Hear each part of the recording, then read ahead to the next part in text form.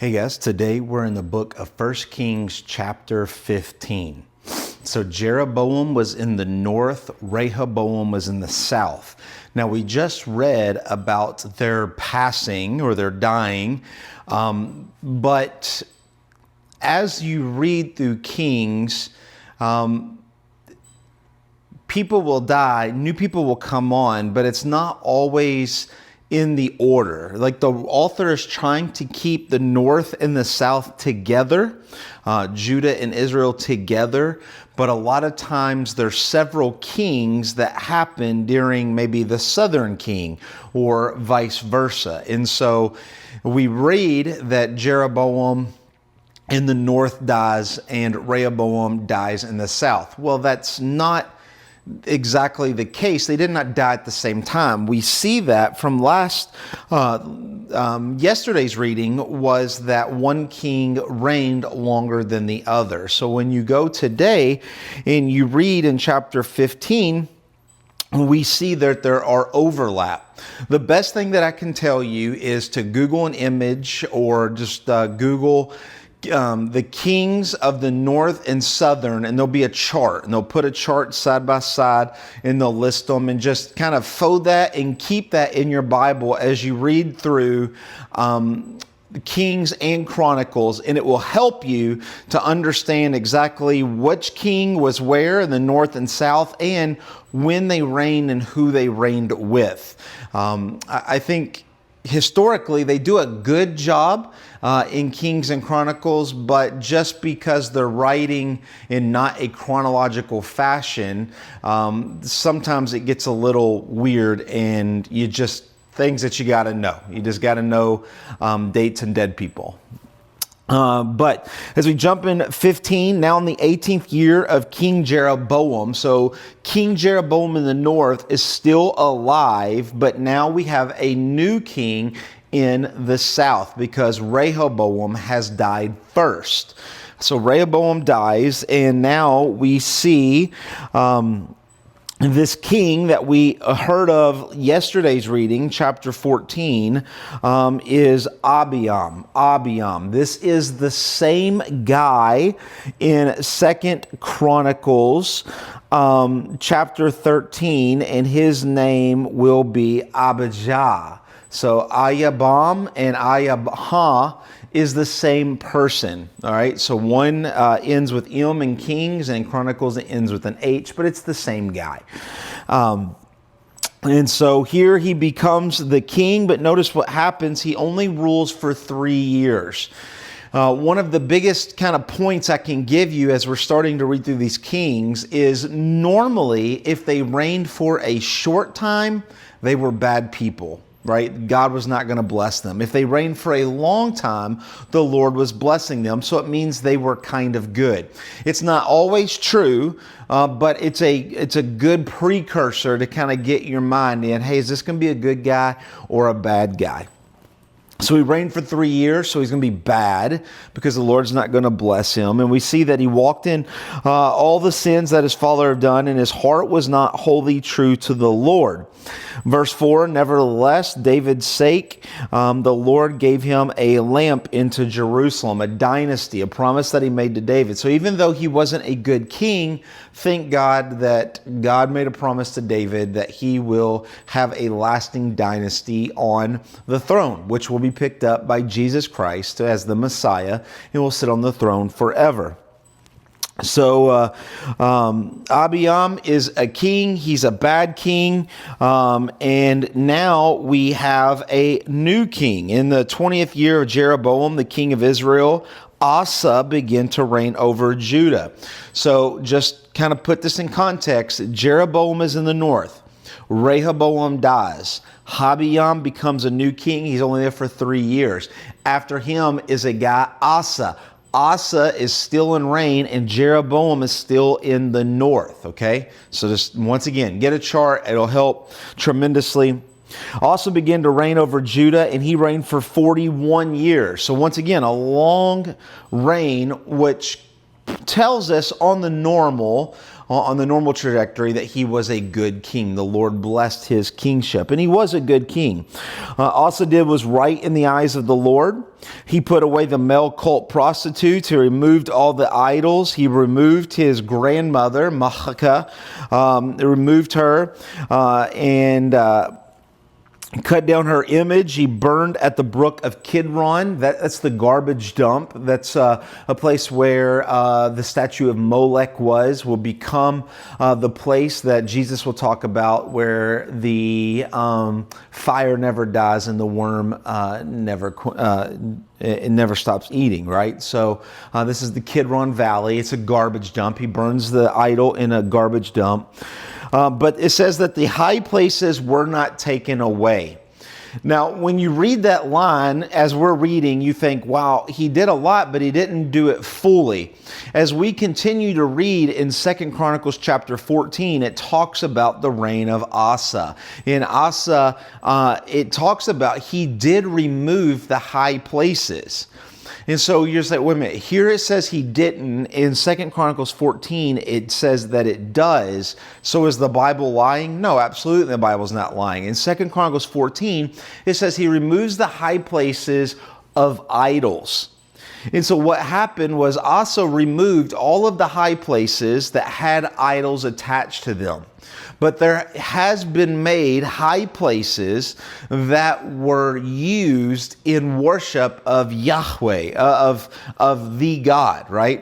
And so there was no idols there. There was nothing. It was just a kind of an open air chapel, if you will, that people would go there and worship God who could not make it to Jerusalem or Bethel or Dan, right? So, yes, he destroyed the high places that were affixed to idols. No, he did not destroy the high places that were affixed to Yahweh. Now, these high places are bad places because the Lord has told them that they should only worship at the temple, right? But nevertheless, he did really good. He didn't do perfection, but he did reform very well.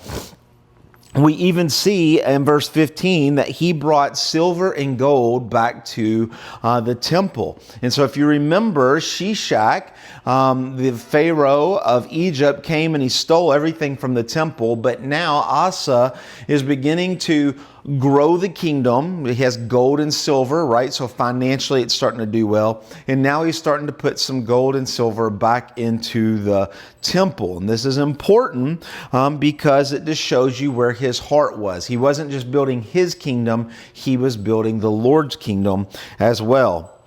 There was war between Asa, and now we have a new king of the north, Baasha, and we'll see a little bit more about him.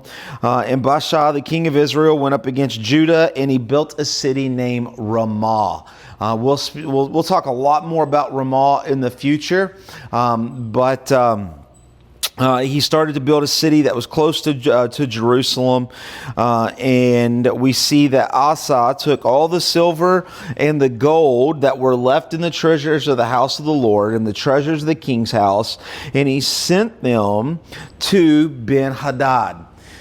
Now, all of the silver and gold that Asa, the king of the south, started to restore in the temple, now he goes and he robs the temple. He takes all of that silver and gold and he sends it to Ben-Hadad. Ben-Hadad is the king of Syria, north of Israel, right? So you have Judah, you have Israel, and you have Syria, the next country above them. And what he found out was they had a covenant. Syria and Israel had a covenant, and Syria was helping to defeat Judah, the southern part. And so basically Asa says, hey, I'm going to pay off the king of Syria so that he will not help Israel and they will not destroy us. And that's what he does, but he steals money from the house of God, from his own palace. He sends all the gold and silver of Judah and says, hey, stop helping Israel, let us live. And the king of Syria said, fine, I'll take your money and I won't go to war anymore. And we see in verse 20 that Ben-Hadad listened to the king of Asa. So they stopped going, and we see that they stopped building Ramah. They chase Israel, the north, back to the north, and they start to destroy Ramah, the city that they were building. And now we see in verse 23, now the rest of all the acts of Asa are in 2 Chronicles chapter 14 through 16. Remember what I said. Kings gives you an overview. Chronicles gives you details of a lot of these kings. So we'll kind of all come back to these when we get to Chronicles.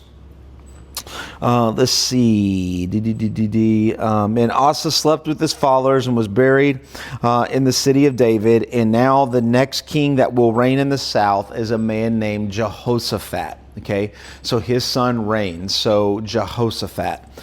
Now we jump to the north. That's kind of what happened in the south, right? So you have all these people reign in the south, but now you have Jeroboam. He dies. We read that yesterday. And now his son Nadab is going to take over, but we see that Nadab only rules for 2 years. Once again, telling us that he probably was a bad king, and he was.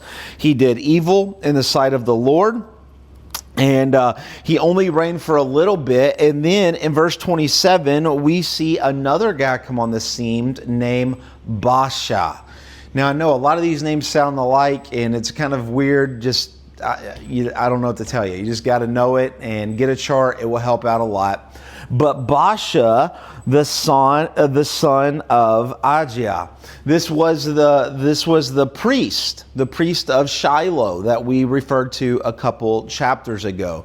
His son said, "Hey, I think I could be king," and so he just derives this plot, and he goes in and he kills the king so that he can become king, right? And so Baasha killed him in the 3rd year of Asa, which was his 2nd year of reign.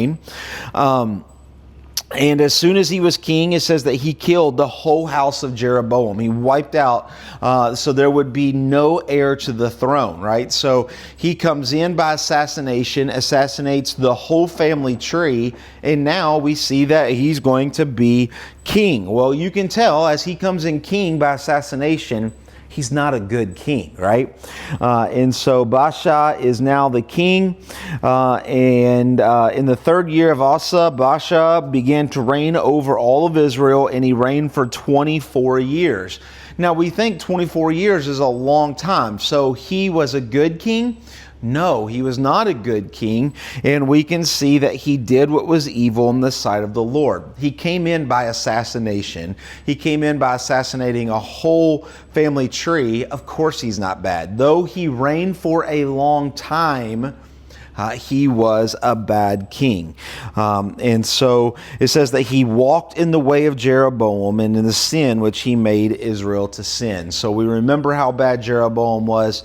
He was just a predecessor of Jeroboam, not moving Israel to a godly way, but moving them farther and farther away. And we will see this constantly. Israel will go farther and farther and farther away from the Lord. There will be a good king or two that will try to draw them back, but as a whole, Israel will go farther, farther, and farther, and Judah will come close to the Lord and they'll walk away. Then they'll come close to the Lord and they'll kind of walk away, and they'll come close. And so we'll see Judah becomes closer and closer to the Lord while Israel begins to go farther and farther and farther. And this will just be a general practice. The north goes farther away from the Lord, the south comes closer. I know there's a lot of names, but get a chart. It will help, and we'll see you tomorrow in chapter 16. God bless.